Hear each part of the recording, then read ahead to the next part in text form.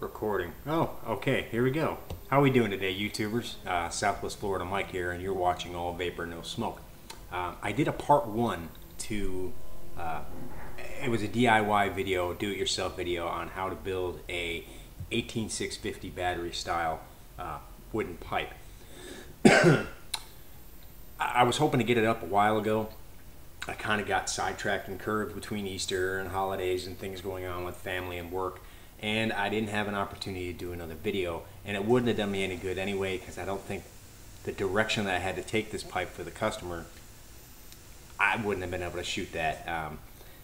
He got inspired by a Discovery Channel documentary on Easter Island and Hawaiian tikis, and he called me up and says, "I want a tiki warrior."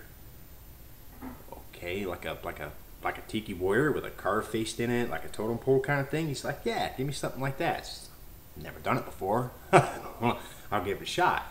So I spent one afternoon just with my Dremel carving out a face into this pipe, and it came out okay. I mean, I'm not entirely impressed with it. He's happy with it. He likes it, so if he likes it, I'm happy. And it came out like that. Kind of 1950s Gilligan Island hokey looking, but he's happy. The eyes are recessed. You can't really tell on camera, but you can feel they're recessed in, they're carved into the wood. Each individual tooth has been dremeled out and painted with acrylic paints.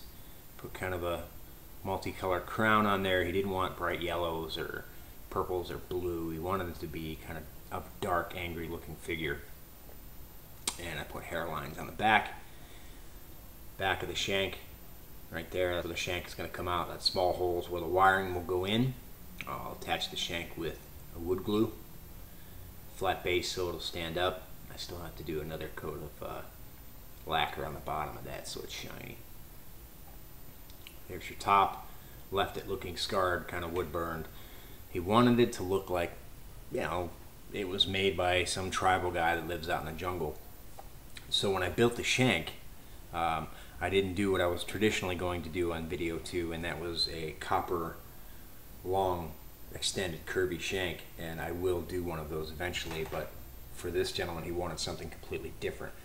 So I wanted it to look, keeping with the theme, like somebody just slapped it together in the jungle. So I took 2 pieces of 3/4 dowel wood, took a 3/4 bit and drilled it on an angle so I can plant the top piece. And the back of this one I kind of scarred up and hollowed out a little bit. I'll paint the inside of that black, put some green shading on it, just make it look like a broken stick that was just kind of stuck in there. And it'll just fit. Use a 3/4 bit for your hole. Keeps everything nice and lined up. I'm not going to put this in there straight and fumble with it. I just want to get you to see it, what it looks like. It's going to stick out. Just like that. Okay? Just looks like some wood some guy broke off a tree and slapped together. Now, the shank is short, and it's short because he's going to be using a tank on it. The only tank that I have is blue, so it's going to look kind of goofy on here. He's got a green one and a black one, and a red one is going to look much better, but the tank itself will extend that shank pretty high off the top of that pipe. But that's not all. I have other pipes that I've done, smaller traditional vaping pipes, which I've made extensions for that fit over top of cartomizers and atomizers. Now, instead of paying $25 or $30 for an actual pipe stem, this is what I've come up with for people to keep it on the cheap, and I think it looks pretty cool. It's just a hollow extension. Fits right over top of your cartomizer or atomizer, and I've been using the rubber tips that come pre-stock on like the fat Joytech Mega Bs. That way you can take it off and sanitize it and wash it. But it just sticks over top of your cartomizer. And it's a nice snug fit. Put it on there, just give it a twist. Not too much because you don't want to, you know, over tighten your carto. You end up messing up the connections in there. It sits nice and tight over the top.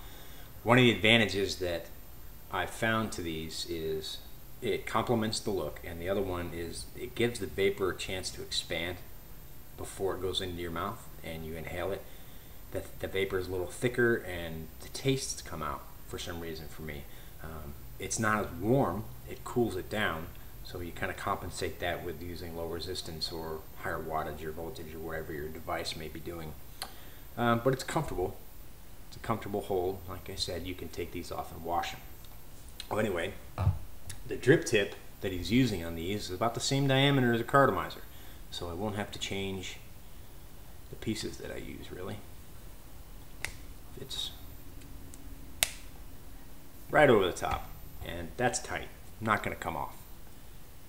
And it won't be this exact piece, it'll be a color that matches this. I might do some wood burning to it, put some leaves on it, change the color, add some vines, really try to make it look like somebody in the jungle's making this thing. But it'll come out pretty cool. I'm gonna like this, he's gonna like this. Magnet top with the lid, and when I do the wiring, show you how to do all that. I have one that I've done pre-wired. I will wire one up for you on camera in my next video. But if you decide to jump ahead of me, keep in mind that give yourself plenty of wire to play with. Don't be chintzy with the wire. The wire's pretty cheap. You need your negative lead to be very long, because keep in mind, it's not only going to go down into the shank, into the base, it's got to come back up out the top, and you have to have enough excess to do a ring on the inside of that guide ring. So leave yourself plenty of wire to play with. And when I do my wiring, there's a couple different ways that I do it. Let's see if I can hold that still, Mr. Shaky. I'll put the wire on the positive post and I'll heat shrink it. Of course, my camera's not going to frickin' focus. I'll heat shrink it in there.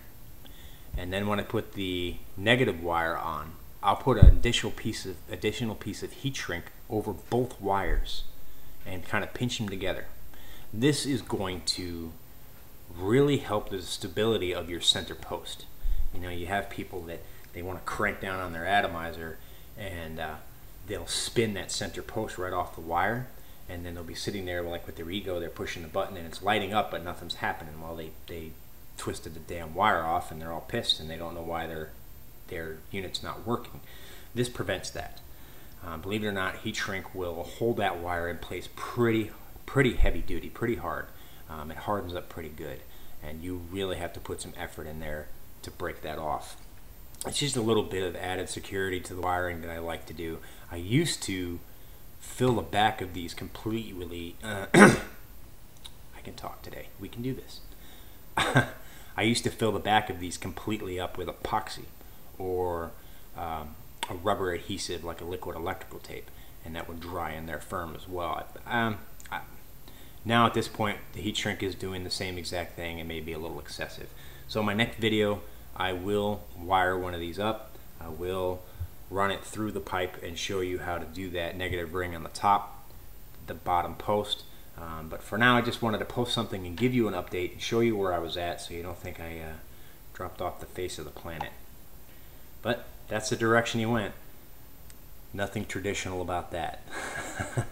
Not quite my thing, but it's what he's into.